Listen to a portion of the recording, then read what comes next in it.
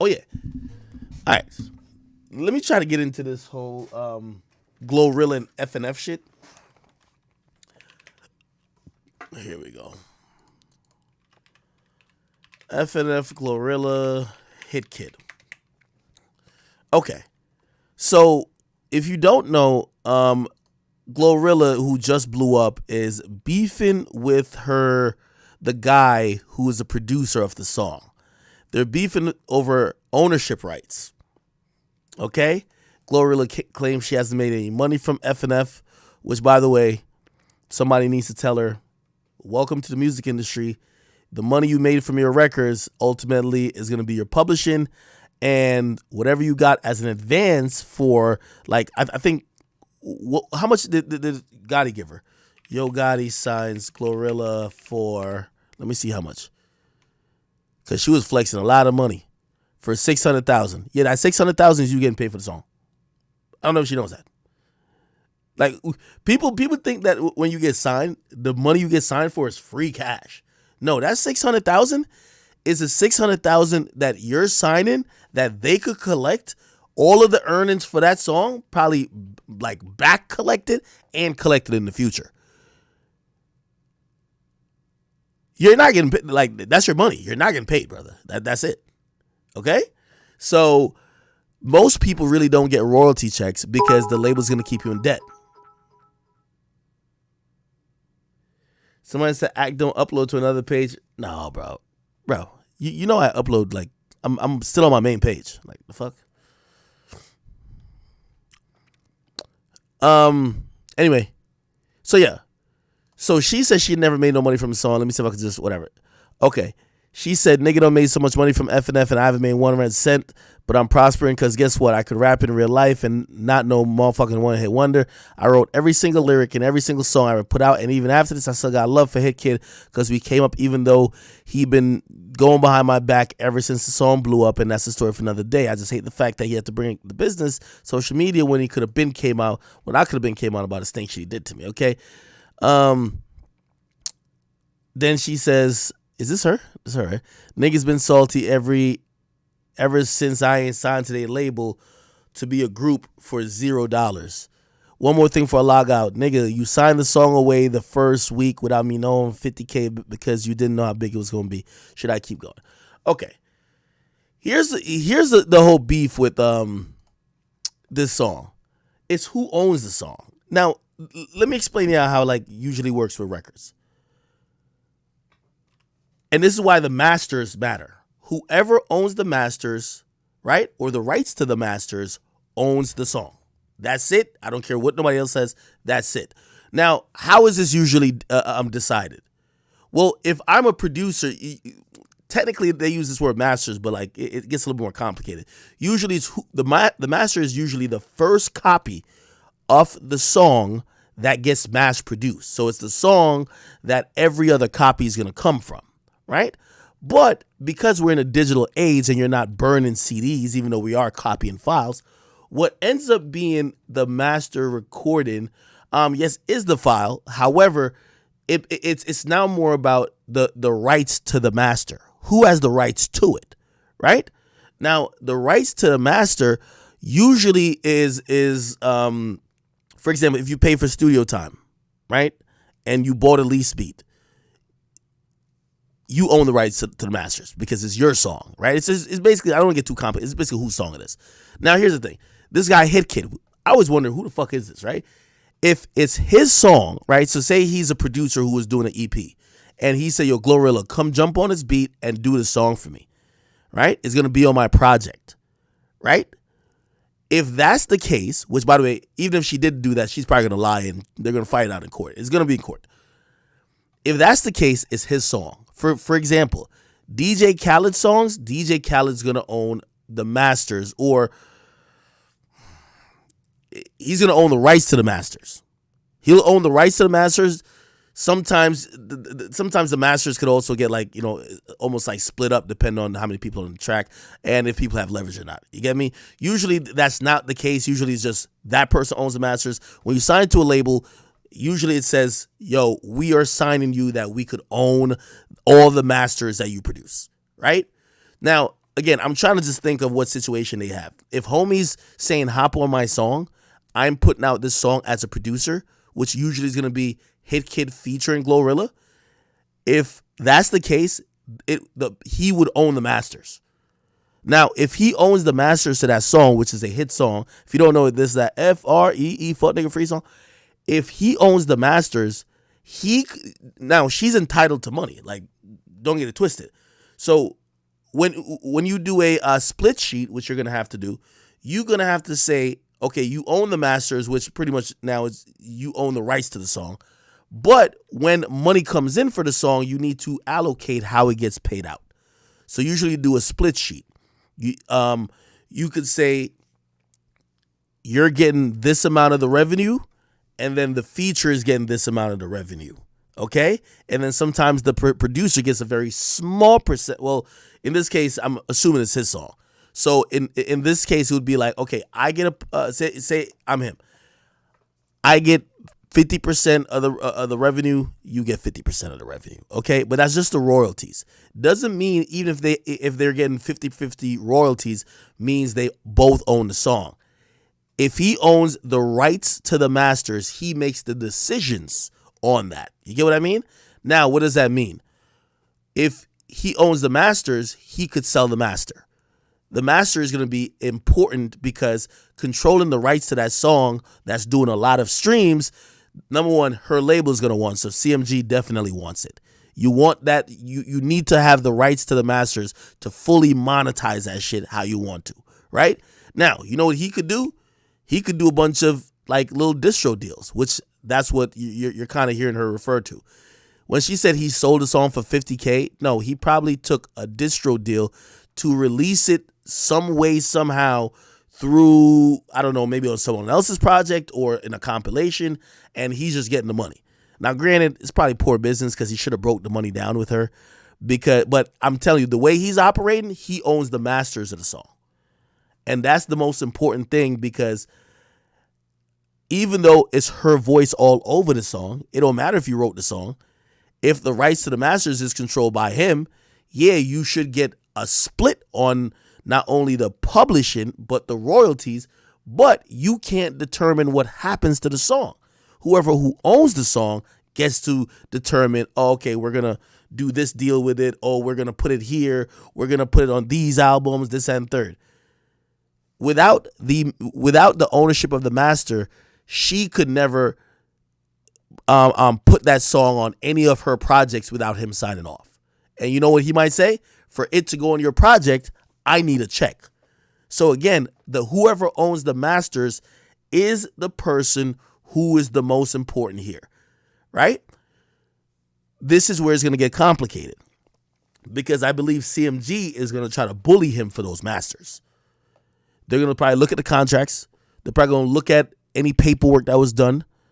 And they're probably going to look at it to say, you need to show that you really did own the masters, or they're going to offer him some little bit of bread. Yo, here's $100K, my nigga. Get out the way. We own the masters now. You get what I mean? They obviously signed GloRilla for a lot of money. They need to own the masters. So they're going to try to get him out of the way. He's probably holding out for the biggest possible bag he could get from the situation. Why? He has no more stake with GloRilla. After he sells his masters, nobody cares about him. So he's probably trying to jugging, finessing, wheeling deal, trying to get the biggest bag he can because GloRilla is now a star. GloRilla is going to keep making music, right? And he only has this one master, but it's her biggest song.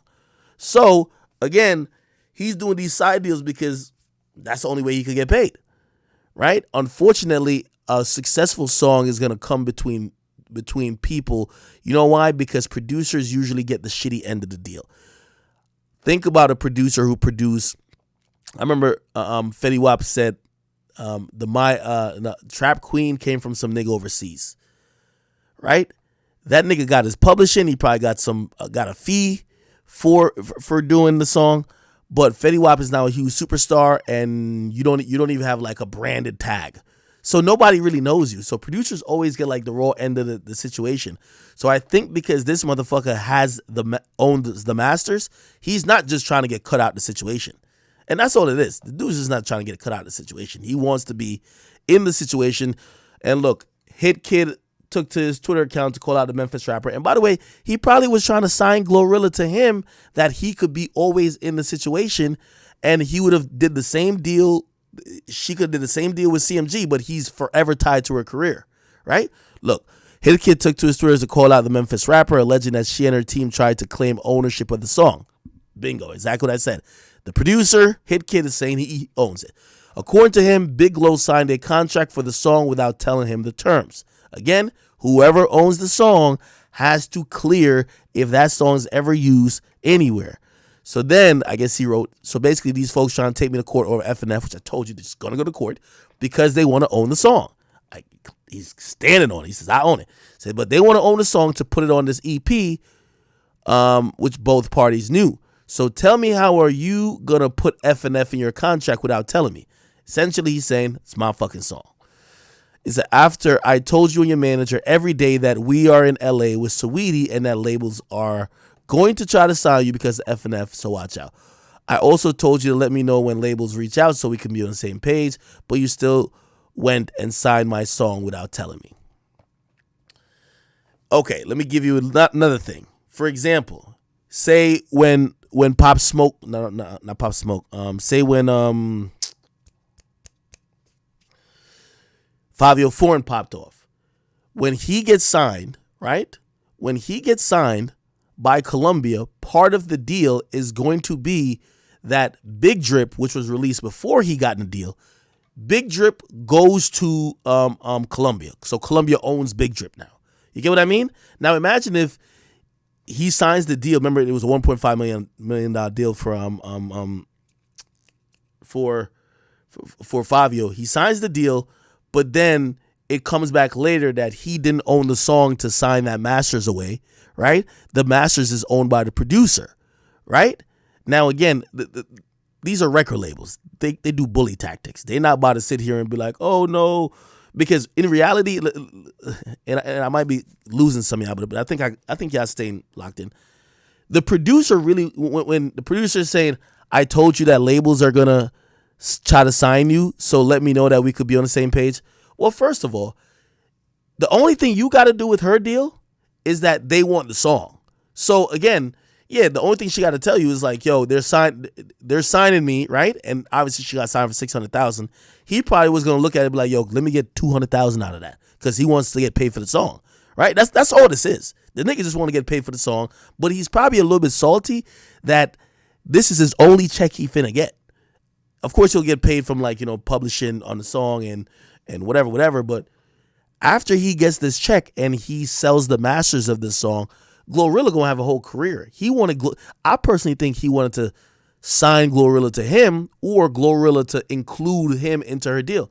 No, people only care about the star. It's like Mealy Mall and Ruri thinking that, oh no, well, what about us? Nobody cares about y'all. People care about the star. It's only the star. Okay? So, like, this is why he's kind of like, bro, you don't got no leverage on this.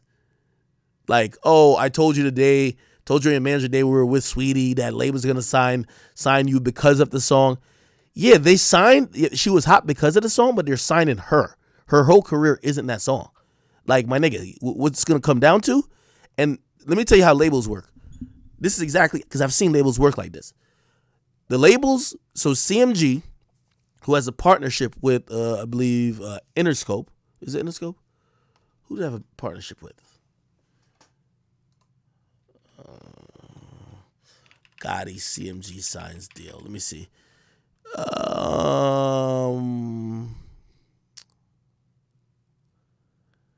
Who they signed to? Is it Interscope? Oh, it's Interscope. It's Interscope. Yep. Interscope, as I said. Okay, so let me tell you exactly how this is going to go down. And Hitkidd, if you ever see this nigga, yes, I could predict the future because I've seen this before.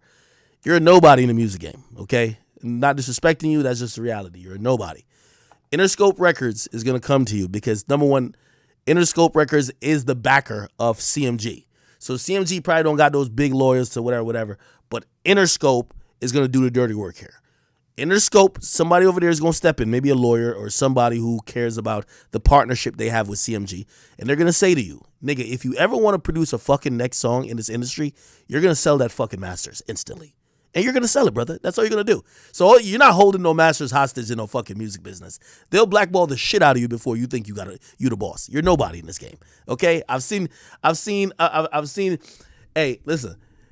I heard those conversations being had when that nigga Pierre Bourne wasn't trying to clear that song for 6ix9ine, nigga. They said if that nigga ever want to produce a fucking song in this music business again, they don't care what his beef is with 6ix9ine. He gonna clear that shit. Bro, that's how it works in music business. They're gonna bully you. Twist your arm, shit's going down, okay? This ain't about no fucking like we're all friends. Hell no. So he's about to get up off these masters. Facts, okay? So he's just trying to make sure he gets some of the money. I could understand his self though, okay? I could understand like how he's thinking because of this. I'm gonna tell you why. He's probably looking at like, yo, GloRilla, you're selfish. You went and got the bag without me. If you had went with me, I could have got a bigger check for the song and I would have just backed out the way. Now they got GloRilla, they're just gonna bully this nigga. You feel me? If him and GloRilla was standing side and side, where GloRilla was like, yo, you sign me, but you also got to pay my producer for the song because it was his song. You get me? He would have got a bigger check. Now they're going to just bully the shit out of him. And matter of fact, before they even pay this nigga, they're about to just go to court and just say, nigga, this was never your song. So you get what I mean? So he feels super salty. He's like, yo, not only did I miss out on this check, you didn't stay with me until I got the check, and now you got your record label trying to bully me, talking about they're taking me to court saying I never even owned the song. You get what I mean? So of course he's a little tight, right? The 27-year-old producer concluded that he did his best to protect the rapper, and he will always be a stand-up guy, stand on business and moral. However, it didn't take long for whatever to get back to Memphis MC, who responded to a personal page, called him salty for not signing. Oh, yeah, for her not signing with his record label, Cam South Records. Niggas been salty since I signed to the group for nothing. It was like, one more thing before I lock. Yeah. He said, you signed the song away. Nah, he didn't sign it away for $50,000. He allowed the song to be used on the project. You get what I mean? He allowed the song to, and he probably just used that $50K price. Anyway, Did GloRilla drop an EP? I'm guessing it's her EP he's talking about. Oh yeah, if he did that paperwork with the label, they're not leasing the song from you, nigga. They own the shit. Listen, bro, we talking about a fucking system with the best lawyers in the world. Some nigga out of what the fuck Tennessee ain't gonna be like, oh no, whatever. No, yeah, she's saying, nigga, you took $50K and you don't own the shit no more. You sold the whole shit for $50K. It's over. Damn. That's tough. She concluded on her Facebook rant, said, niggas made so much money, I made 1 cent. Because other than shows, but I'm still prospering, blah, blah, da, da, da. All right, whatever. Yeah.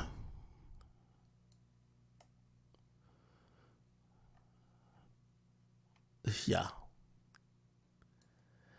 If CMG gave you $50K, my nigga, trust me, they're not leasing your song, my nigga. They own your shit.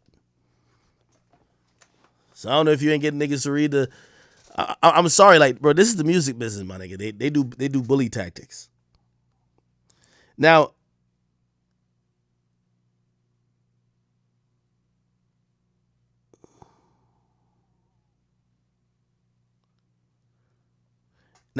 here's the thing, right? Here's the thing.